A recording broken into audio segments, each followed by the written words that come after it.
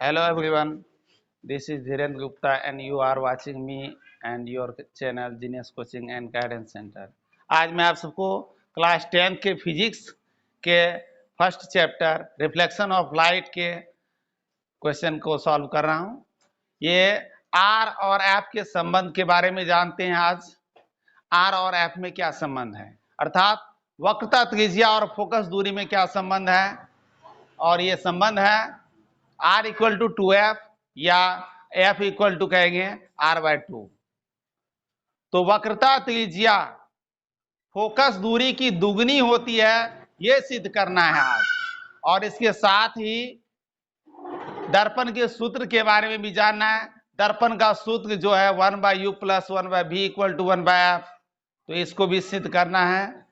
इन सभी बातों को सिद्ध करने से पहले एक चिन्ह परिपाटी जो होता है उसका ज्ञान अति आवश्यक है। यदि u, v, f, r के चिन्ह को नहीं जानते हैं, अवतल दर्पण में क्या चिन्ह होगा, उत्तल दर्पण में क्या चिन्ह होगा, यदि इसको नहीं जानेंगे तो सिद्ध करना कठिन हो जाएगा। यहां तक कि आंकिक के सवाल को भी हल करना कठिन हो जाता है। तो आंकिक के सवालों को हल करने के लिए और दर्पण के सूत्र को हल करने के लिए, सूत्र को प्रमाणित करने के लिए इसकी आवश्यकता है। तो सबसे पहले चिन्ह परिपाटी का जानेंगे। अवतल दर्पण में u, v, f और r का चिन्ह क्या होता है, h का चिन्ह क्या होता है, और उत्तल दर्पण में क्या चिन्ह होता है, ये दोनों को जानते हैं। तो सबसे पहले आज चिन्ह परिपाटी जानते हैं।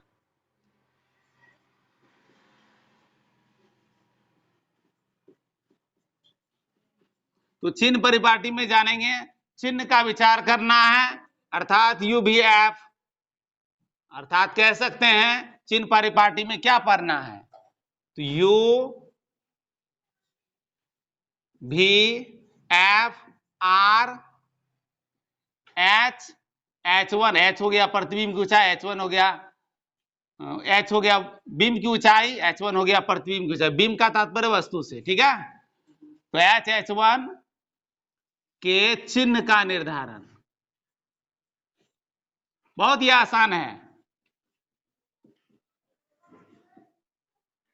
कैसे चिन्ह निर्धारित करते हैं, कब r का मान चिन्ह क्या होगा, किस दर्पण में कैसा मान होता है, इसको जानते हैं। इसको जानने के लिए बस सीधी सिंपल सी बात है, ग्राफ कॉपी पे चले आएंगे और ग्राफ कॉपी पर पता होगा आलेख खींचने के लिए, दो चर वाले एक चर वाले रैखिक समीकरण का आलेख खींचने के लिए ग्राफ कॉपी को ऐसे दो भागों में विभाजित कर देते हैं, बीचों बीच कर दिए, और ये ग्राफ कॉपी है, ठीक है। इसमें हम अवतल दर्पण के ऊपर विचार करेंगे और इस तरफ अभी हम बना रहे हैं उत्तल दर्पण के बारे में। दोनों एक साथ बता देते हैं, दोनों के चिन्ह की तालिका बना देंगे नीचे। तो ये रहा उत्तल दर्पण के लिए, ये मूल बिंदु है। दोनों x अक्ष और y अक्ष विभाजित जहां होती है वो मूल बिंदु होता है। x अक्ष है ये और ये y अक्ष है, ठीक है। ये हो गया x अक्ष और ये y अक्ष है। अब करना क्या है, इसमें दर्पण को रखना है कहां, ये जो मूल बिंदु है यही पोल होगा, अर्थात यहीं पर होगा दर्पण का ध्रुव। तो अब एक दर्पण बनाएंगे, अवतल दर्पण अभी यहां, जिसका ध्रुव इसको ही मानेंगे। बना दिए एक अवतल दर्पण, और अवतल दर्पण का जो होता है परावर्तक सतह कैसा होता है, धंसा हुआ होता है, धंसा हुआ है ना, ठीक है। और इस तरफ बना लेंगे उत्तल दर्पण, सेम उसी तरह से काम करेंगे। सेंटर जो होगा P उसको लेंगे, मूल बिंदु को P बनाते हुए, और ये रहा परावर्तक सतह इसका उभरा हुआ, ठीक है। ये दर्पण का नाम mn देना और दे देंगे, अच्छी बात है। mn का बीच का दूरी होता है दर्पण का द्वारक। दर्पण कितना हाइट का होता है, ये दर्पण का द्वारक कहलाता है, ठीक है। ये हो गया P, इसका भी ये हो गया P, इसके इस तरफ होगा C, जिस वक्र भाग का जिस वृत्त का एक केंद्र होगा ये दर्पण, वो हो गया सी, और उसके पी और सी के बीच में होता है एफ, फोकस। इधर भी करते हैं, एक वस्तु भी इसमें लेना है, कहीं भी रख के बना सकते हैं। तो ये हो गया सी और दोनों के बीच में एफ। एक वस्तु को लेकर के इसका प्रतिबिंब बनाने से पहले कुछ दिए गए मान से ही चिन्ह को बताते हैं, फिर यू भी का। अभी तो एफ फोकस दूरी, पी से एफ के बीच की दूरी फोकस दूरी होगा, यानी यहां से इस एफ तक लेंगे, ठीक है, ये लाइनिंग हो गया। और सी तक का दूरी कहलाता है आर, ये हो गया आर। चिन्ह परिपाटिका में पता होगा चतुर्थांश के, अलग अलग चतुर्थांश के चिन्ह के बारे में। ये क्या होता है, प्लस प्लस होता है ये चिन्ह, ये चतुर्थांश एक है, ये एंटी क्लॉकवाइज होता है चतुर्थांश का नंबर, ये हो गया माइनस प्लस। चतुर्थांश का भी चिन्ह याद रखना है, ठीक है, मैथ में भी काम देता है। और ये हो गया माइनस माइनस, ये चतुर्थांश का चिन्ह है। और ये हो गया प्लस माइनस, एक्स एक्स का मान पहले चिन्ह होता है, फिर वाई एक्स का चिन्ह होता है। चतुर्थांश का चिन्ह बता दिए, ठीक है, ये प्रक्रिया इसमें भी समझ लें। अब इसमें एफ आर, अब दोनों के चिन्ह की तालिका एक साथ बना देते हैं और इसमें समझ लें, केवल देखते हुए चिन्ह का निर्धारण, उसके मान को हम दर्शाएंगे। तो ये रहा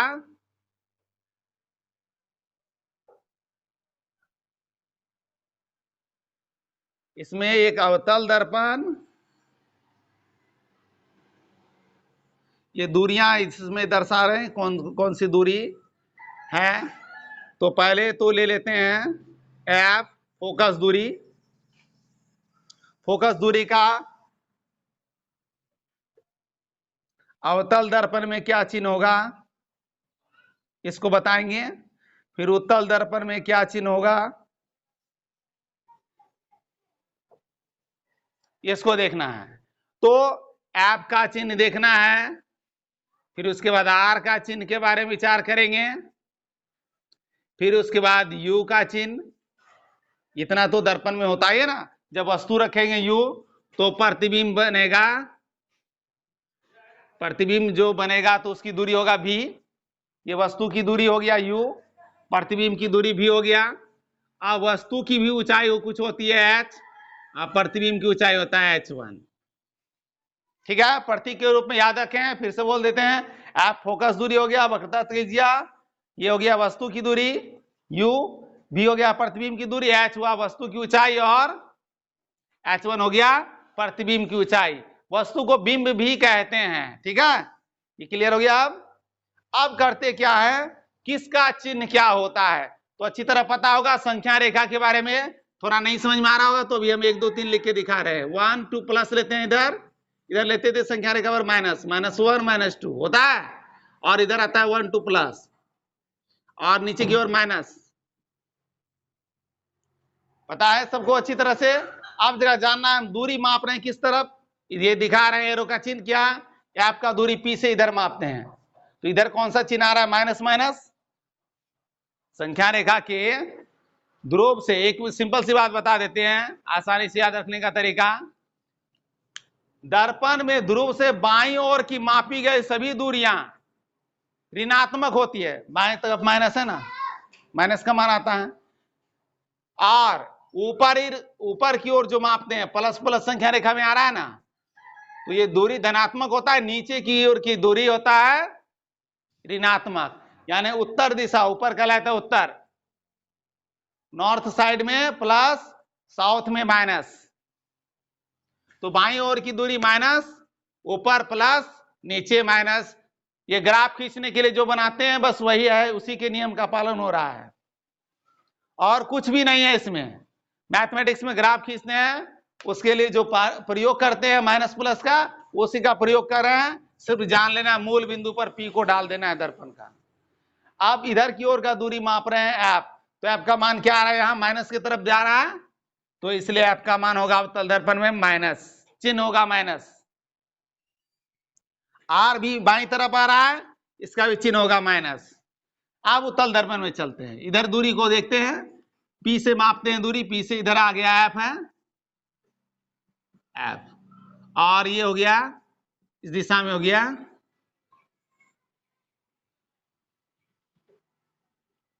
सी, सी की दूरी है यानी आर। देख रहे हैं इसमें किस तरफ दूरी जा रहा है, ये प्लस है ना, इधर भी प्लस की तरफ है, तो प्लस की धनात्मक की ओर जा रहा है दूरी, धनात्मक दाईं तरफ माप रहे हैं दूरी, इसलिए एफ आर का मान क्या होता है इसमें, प्लस प्लस।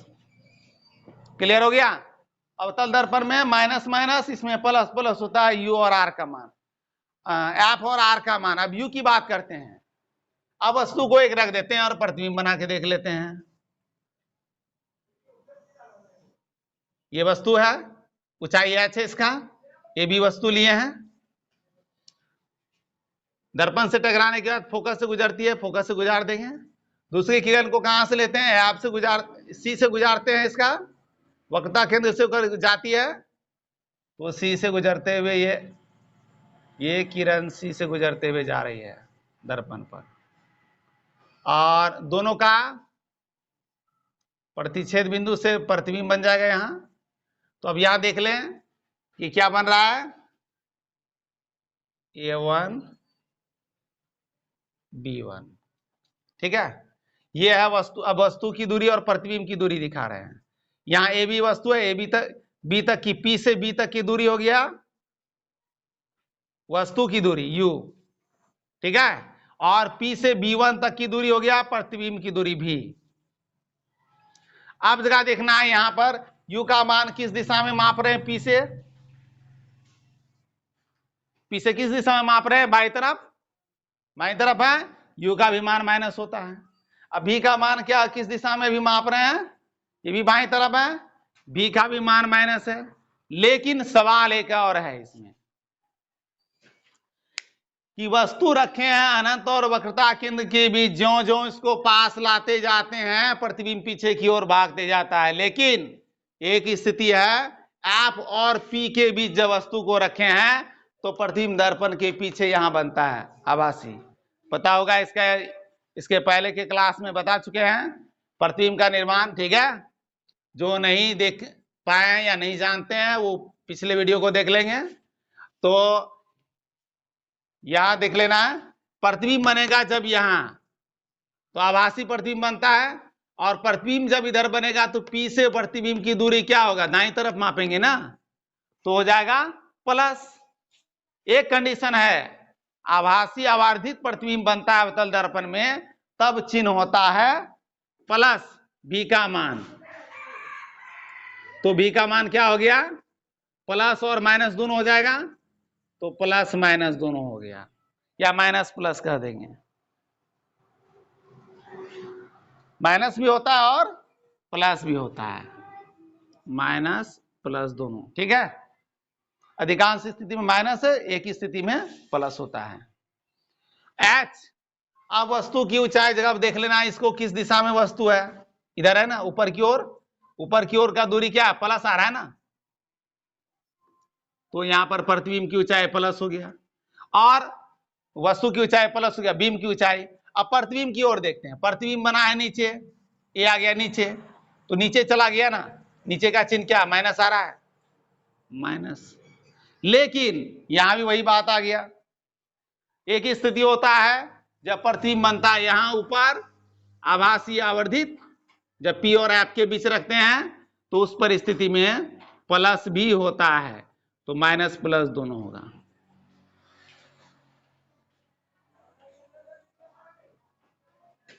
ठीक है।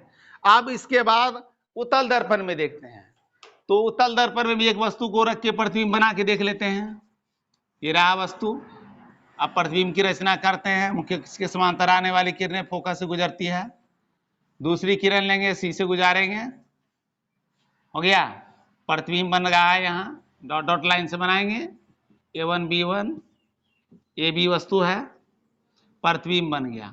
अब ये है H, ये है H1, और दूरी दिखा देते हैं, ये हो गया U का मान, वस्तु की दूरी, और इधर हो गया प्रतिबिंब की दूरी, इधर भी। देखना है वस्तु की दूरी किधर है, वस्तु की तरफ बाएं तरफ है, हम बता भी चुके हैं पहले भी, वस्तु हमेशा बाएं तरफ लेंगे, अर्थात माइनस यहां भी u का मान होगा। वस्तु हमेशा दोनों दर्पण में बाएं तरफ रखते हैं, यानी वस्तु की दूरी दर्पण अवतल हो या अवतल दोनों को एक साथ कंबाइन करके बताएंगे, ठीक है, पहले समझ लेना। माइनस आ गया, अब भी की बात करेंगे तो उत्तल दर्पण में हमेशा आभासी प्रतिबिंब बनता है, तो दाएं तरफ ही प्रतिबिंब बनेगा, यानी प्लस ही मान होगा भी का हमेशा, ठीक है। वस्तु की ऊंचाई, वस्तु तो हमेशा ऊपर रखते हैं इस तरह से, इसलिए इसका मान प्लस ही रहेगा। और प्रतिबिंब क्या बन रहा है, प्रतिबिंब भी ऊपर की दिशा में बन रहा है, यानी ये दिशा है प्रतिबिंब का, तो इसलिए ये भी होगा प्लस। अब याद कैसे रखें, बहुत ही सिंपल है। उत्तल दर्पण में u को छोड़कर सभी चिन्ह, u केवल होता है ऋणात्मक, बाकी सभी होते हैं धनात्मक। बिल्कुल देख लें, उत्तल दर्पण में u को छोड़कर सभी मान धनात्मक होते हैं, u का मान ऋणात्मक, बाकी सभी का मान धनात्मक होता है। एफ आर भी एच एच वन सभी होता है प्लस। एक लाइन में याद हो जाएगा सारा बात। u होता है ऋणात्मक, और u के बारे में याद रखना है, अवतल दर्पण हो या उत्तल दर्पण हो, दोनों में u का मान माइनस होता है, क्योंकि वस्तु हमेशा रखते हैं बाईं तरफ, ठीक है। अब आगे आती है अवतल दर्पण का, तो अवतल दर्पण में देख रहे हैं माइनस माइनस माइनस, इसमें भी माइनस है, इसमें भी माइनस है, केवल एच होता है प्रतिबिंब की ऊंचाई होता है प्लस, बाकी सब माइनस होने की स्थिति में होता है। लेकिन याद रखना इसमें थोड़ा विशेष है कि भी और यानी प्रतिबिंब की दूरी और प्रतिबिंब की ऊंचाई माइनस प्लस दोनों होता है। जब प्रतिबिंब बनता है काल्पनिक तभी होता है प्लस, नहीं तो हमेशा माइनस ही होता है। तो अवतल दर्पण में प्रतिबिंब की दूरी और प्रतिबिंब की ऊंचाई माइनस प्लस दोनों होता है, ये पॉइंट याद रखना है। यदि ये चिन्ह परिपट्टिका याद रखेंगे तो अंकी के प्रश्नों को बनाना बहुत ही आसान हो जाएगा, और इसे याद रखना बहुत ही आसान है। फिर से समझ लें, अवतल दर्पण में केवल प्रतिबिंब की दूरी और प्रतिबिंब की ऊंचाई अर्थात v और h1 का मान प्लस माइनस दोनों होता है, बाकी सभी मान माइनस होता है। उत्तल दर्पण में u का मान माइनस होता है, बाकी सभी प्लस होता है। सिंपली याद कर सकते हैं, और याद रहेगा भी हमेशा। नहीं याद रहे, जब मिस्टेक हो जाए, यदि भूल गए हैं कैसे क्या होगा, बस इसमें चले आना है, ग्राफ पे अवतल दर्पण बना के सभी दूरियों को दर्शा करके हम निर्धारित कर लेंगे u v f r का मान। कोई आवश्यकता नहीं है कि याद रखना अति आवश्यक है, याद अपने आप रह जाएगा यदि बना लिए तो अंक के प्रश्नों को हल करने के लिए और सूत्र को प्रमाणित करने के लिए इसकी आवश्यकता अति आवश्यक है, इसलिए हम पहले इसको बता रहे हैं। अब r और f के बीच संबंध को बताएंगे, ठीक है।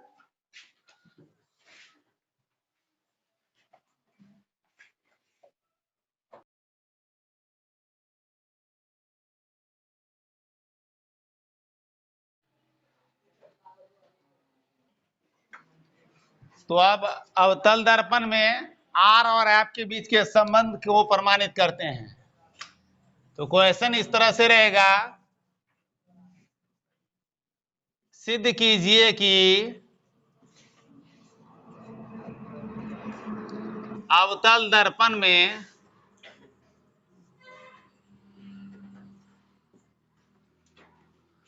r इक्वल टू 2f, या ऐसे भी दे सकता है f इक्वल टू r/2 होता है। कथन को चेंज करके भी दिया जा सकता है। अवतल दर्पण में प्रमाणित करें कि r equal to 2f, r equal to 2f या f इक्वल टू r/2, ठीक है। अब अवतल दर्पण बनाना है और उसमें r और f यानी वक्रता त्रिज्या और फोकस दूरी को दर्शाएंगे, साथ में एक आपतित किरण की भी रचना करनी है। तो इसको प्रमाणित करने के लिए हम अवतल दर्पण का एक चित्र बनाएंगे। तो सबसे पहले एक अवतल दर्पण बना लेते हैं और अवतल दर्पण में मुख्य अक्ष की रचना करेंगे। प्रधान अक्ष, प्रिंसिपल एक्सिस, ये रहा प्रिंसिपल एक्सिस बना दिए P, और ये C हो गया सेंटर, और इसके बीच का ये F हो गया। ठीक है, एक आपतित किरण की रचना करेंगे, मुख्य अक्ष के समांतर आ रही है। पता ही होगा मुख्य अक्ष के समांतर आने वाली किरण परावर्तन के बाद कहां से गुजरती है? फोकस से गुजरती है। तो ये फोकस से गुजर रही है। ठीक है, अब दूसरी किरण एक और अभिलंब डालना है इसी बिंदु पर। यदि A B मानते हैं इसको, तो C से B बिंदु पर एक अभिलंब डालेंगे।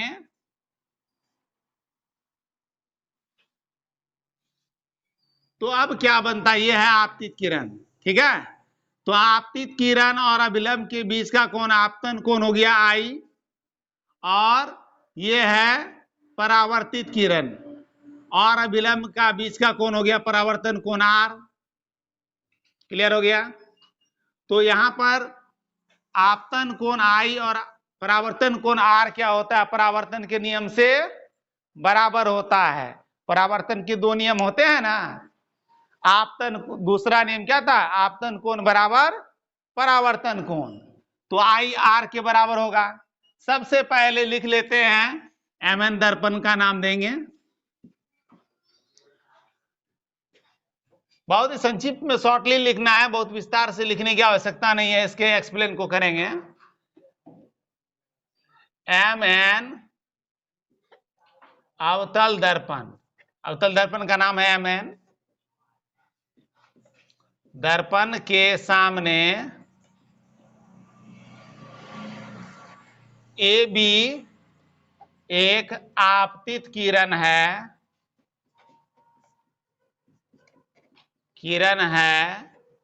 जो परावर्तन के बाद F से गुजरती है। बस इतना ही करना है। आगे तो पता ही अभिलंब है CB, इतने लिखने की आवश्यकता नहीं, इतना ही लिखेंगे। ठीक है, Mn अवतल दर्पण के सामने AB एक आपतित किरण है जो परावर्तन के बाद F से गुजरती है, यानी फोकस से गुजरती है। अब इसमें थोड़ा वस्तु की प्रतिबिंब की दूरी तो नहीं है, यहां पर सिर्फ फोकस दूरी और वक्रता त्रिज्या है। तो यहां पर ये हो गया P से, ये हो गया F, फोकस दूरी F तक की दूरी, और ये है C तक की दूरी, P से C तक की दूरी R हो गया। तो ये हो गया इस तरह से F और R का मान हो गया। दोनों माइनस होंगे, बता ही चुके हैं अभी अभी। अवतल दर्पण में क्या होता है? U का मान, F का मान, R का मान हमेशा माइनस होता है। माइनस में आ रहा है ना? ठीक है, अब इसको प्रमाणिकता के लिए सबसे पहले परावर्तन के नियम पर चलेंगे। तो लिखेंगे परावर्तन के नियम से। परावर्तन के नियम से हमें क्या पता चलता है? परावर्तन के नियम से पता चलता है कि कोण I बराबर कोण R। तो उसी को दर्शाएंगे। कोण I को कैसे सूचित करेंगे? ABC, कोण ABC बराबर कोण CBF। जिस कोण की बात करेंगे उसको बीच में लेते हैं।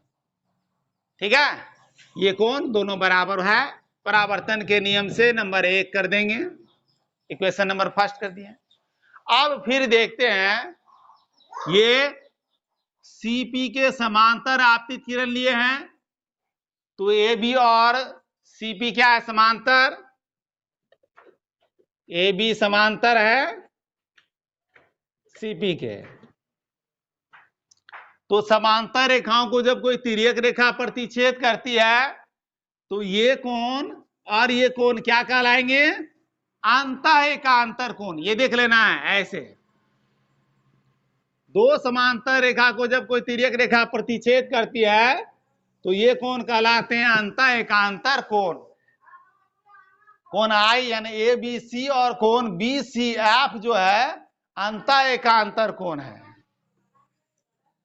तो ए बी समांतर सी पी है, इसलिए अंत एकांतर के नियम से अंत एकांतर कोण बराबर होते हैं। तो अंत एकांतर कोण से क्या पता चलता है, कोण ए बी सी बराबर कोण बी सी एफ, कोण बी सी एफ हो गया ये दूसरा। अब ध्यान दें,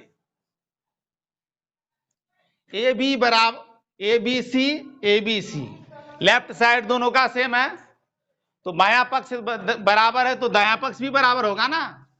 तो यहां क्या हो जाएगा, एक और दो को समानित करेंगे, वन फर्स्ट तथा सेकेंड से क्या आता है, कोण ए सी बी एफ बराबर कोण बी सी एफ। ठीक है, सी बी एफ बराबर बी सी एफ हो गया। अब चलते हैं चित्र में देखने कि ये सी बी एफ और बी सी एफ है कहां।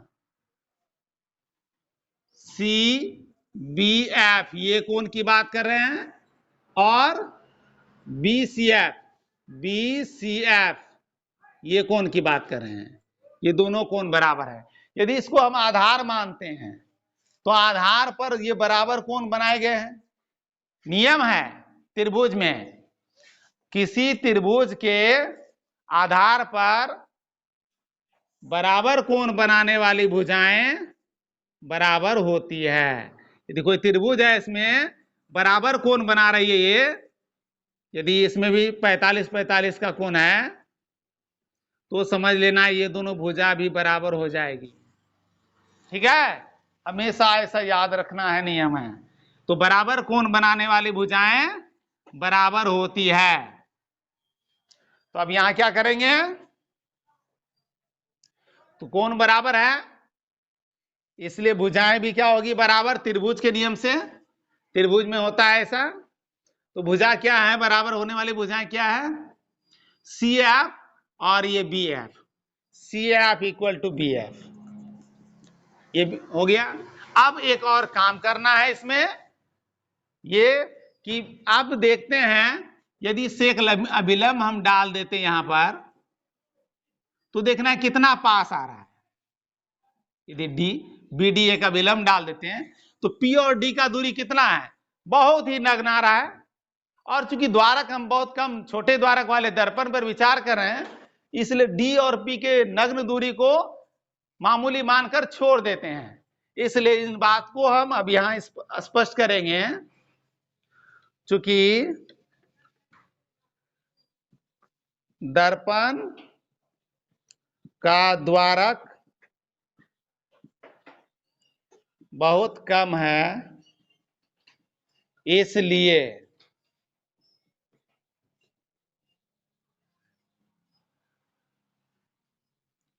क्या होगा, बिंदु डी जो है पी के बहुत निकट है, इसलिए सिंपल सी बात कह देंगे, इसलिए B F equal to P F. यहां ये दूरी और ये द्वारक कम है, इसलिए आने वाली किरण का दूरी जो है नग्न मानकर बी एफ को पी एफ के बराबर मान के चलते हैं। तो यहां तक हो गया स्पष्ट। अभी क्या किए थे, सी एफ बराबर बी एफ और बी एफ बराबर पी एफ, तो हो गया सी एफ बराबर पी एफ हुआ ना। तो इसलिए क्या हो जाएगा, यहां के नियम से देखें है सेम, इसलिए सी एफ बराबर सी एफ बराबर हो गया पी एफ। चलते हैं अब चित्र में और इसके मान को रखते हैं और प्रमाणित कर देते हैं इसको। तो चित्र में मान रख करके प्रमाणित करने का कार्य करेंगे। सबसे पहले देखते हैं सी एफ क्या है। तो सी एफ एक ऐसी दूरी है जिसको हम कोई भी मान से सूचित नहीं कर पा रहे हैं। यहां दो ही है, एक है फोकस दूरी और दूसरी है वक्रता त्रिज्या।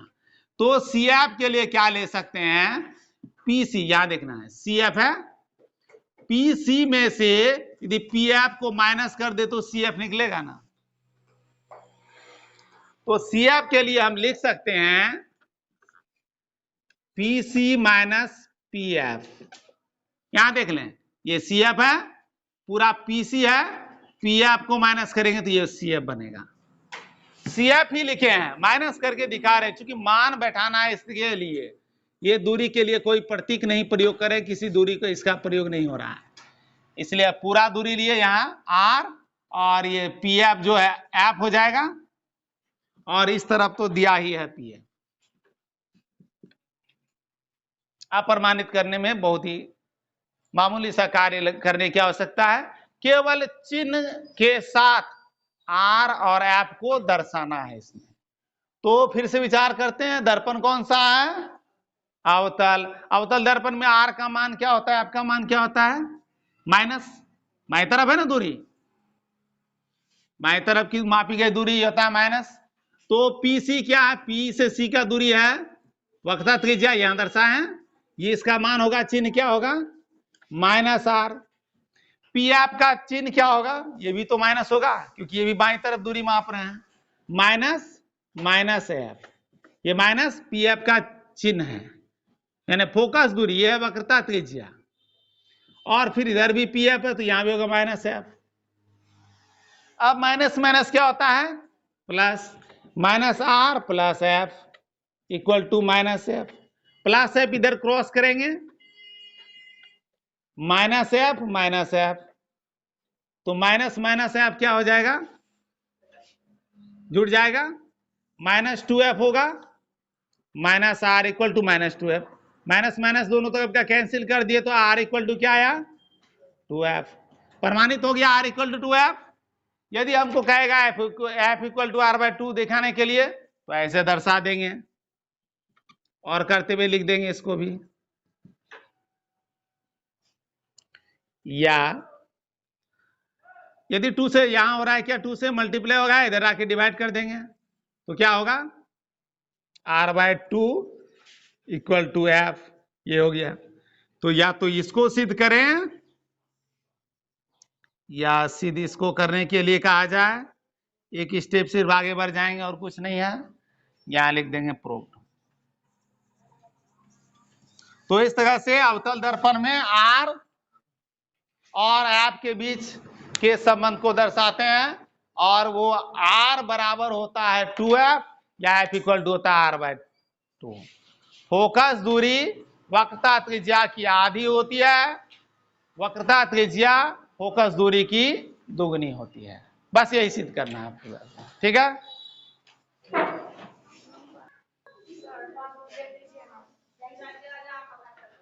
तो इस तरह से R और F के बीच के संबंध को प्रमाणित कर लिए। नेक्स्ट क्लास में हम बताएंगे अवतल दर्पण में 1/u plus 1/v equal to 1/f, अर्थात 1/v plus 1/u equal to 1/f, इसको प्रमाणित करने के लिए बताएंगे अवतल दर्पण में, ठीक है। तो जो भी स्टूडेंट नए हैं और चैनल पे सब्सक्राइब यदि नहीं किए हैं तो सब्सक्राइब कर लेंगे, ठीक है, और अपने फ्रेंड्स के बीच में लिंक को भी शेयर कर सकते हैं। इसके पिछले वीडियो देखने के लिए, ठीक है, डिस्क्रिप्शन बॉक्स में भी मिलेगा इसका, और स्क्रीन पे भी प्लेस होगा नेक्स्ट वीडियो और लास्ट वीडियो का लिंक, ठीक है, तो वहां से भी देख सकते हैं।